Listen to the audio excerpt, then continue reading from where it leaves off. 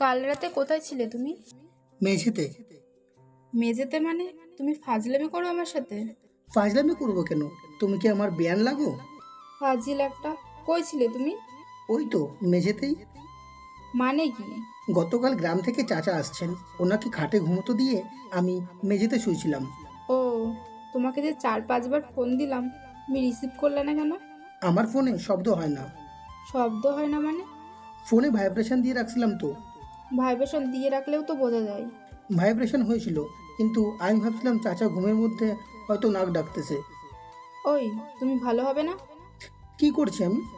তুমি আমার ফ্রেন্ড পিনুর সঙ্গে আবার ফাজলামি করেছো। ফাজলামো কখন করলাম? তবে কি করেছো, হ্যাঁ? আমি অফিস থেকে বাসায় ফিরছিলাম, সেদিনের মতো বাসে দেখি পিনুও বসে আছে।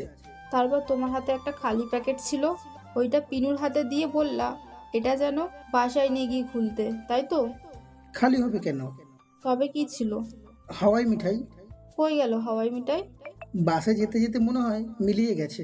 উফ, তোমাকে নিয়ে আর পারি না। তুমি ওর পিছনে কেন লেগেছো বলো তো? ও তোমার কাছে আমার কথা বদনাম করে, তাই। ওরকম করবে না ওর সাথে। আর এখন তুমি কি করছো? গান শুনি। কার গান? কলের গান।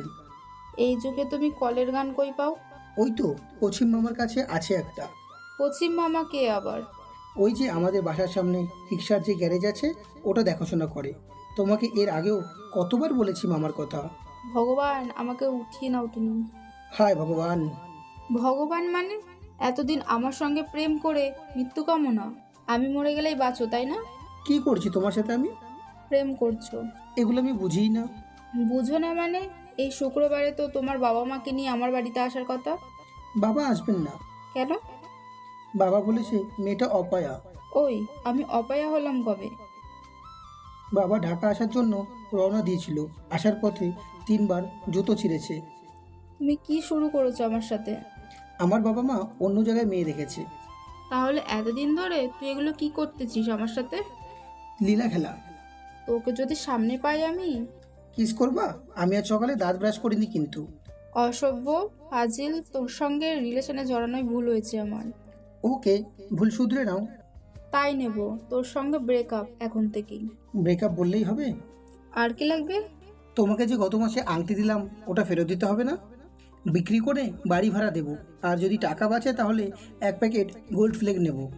বদমাস, তুই না আমার মাথা ছুঁয়ে সিগারেট খাওয়া বাদ দিলি। আমি খাবো না তো, নাবিলা খাবে। নাবিল খাবে মানে? তুই এই আংটি বিক্রি করে নাবিলকে সিগারেট খাওয়াবি? পিঙ্কি মিনিট 2 কথা বলতে পারলো না ফোনে। তারপর ডুকরে কেঁদে ফেললো। কেঁদে কেটে কান্না জড়ানো কণ্ঠে বলল, বেশ, তুমি থাকো, আমি তোমার আংটি খুলে ফেলেছি, এখনই নিয়ে আসছি। কলিং বেল বাজতেই দরজা খুলে দিলেন মা।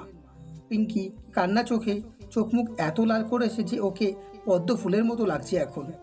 অপ্রত্যাশিতভাবে পিঙ্কি মাকে দেখতে পেয়ে প্রথমে কিছুটা অবাক হলো। কয়েক সেকেন্ডের মধ্যে স্বাভাবিক হয়ে ওড়না দিয়ে মাথায় ঘোমটা দিয়ে প্রণাম করলো। আমাকে দেখিয়ে দিয়ে বলল, তোমাদের এঙ্গেজমেন্ট তো আগামী শুক্রবার, কিন্তু তোমাকে খুব দেখতে ইচ্ছে করছিল, তাই ওকে বললাম তোমাকে যেন আজই একটু আসতে বলে। তা তুমি কিছু মনে করনি তো মা? পিঙ্কি হঠাৎ মাকে জড়িয়ে ধরে কান্না জুড়ে দিয়ে বলল, মা, আপনার ছেলে খুব খারাপ। আমার সাথে খালি ফাজলামো করে। মেঘমুক্ত নির্মল আকাশ। সেদিন শেষ বিকেলে অলিন্দে আমার পাশে পিঙ্কি এসে দাঁড়িয়েছে। পিঙ্কিকে আজ মা নিজেই একটা মেরুন রঙের শাড়ি পরিয়ে দিয়েছে। আমি পিঙ্কিকে বললাম, আজ থেকে পিনু বাদ, তোমার পেছনে লাগলাম। কেন? কারণ তুমি মায়ের কাছে আমার নামে অভিযোগ করেছো। পিঙ্কি আমাকে মারতে মারতে বলল, পাজি, দুষ্টু, ফাজিল, অসভ্য। তোমার জন্য আংটি খুলে ফেলেছি আমি। ভালো হয়েছে। কেন? আশীর্বাদ স্বরূপ মা তোমাকে আর একটা আংটি পরিয়ে দেবেন শুক্রবারে। কিন্তু আমি দুটোই করব। কিভাবে? দু হাতের আঙুলে দুটো। হেসে ফেললাম দুজনেই। পিঙ্কি মাথা রাখলো আমার কাঁধে। সত্যি, লাইফ ইজ কালারফুল। আর হ্যাঁ, আপনাকে বলছি, কেমন লাগলো আমাদের গল্প কমেন্টে জানান। আর আরও একটি কথা, নতুন নতুন প্রেমের গল্প পেতে চ্যানেলটিকে সাবস্ক্রাইব করতে ভুলবেন না।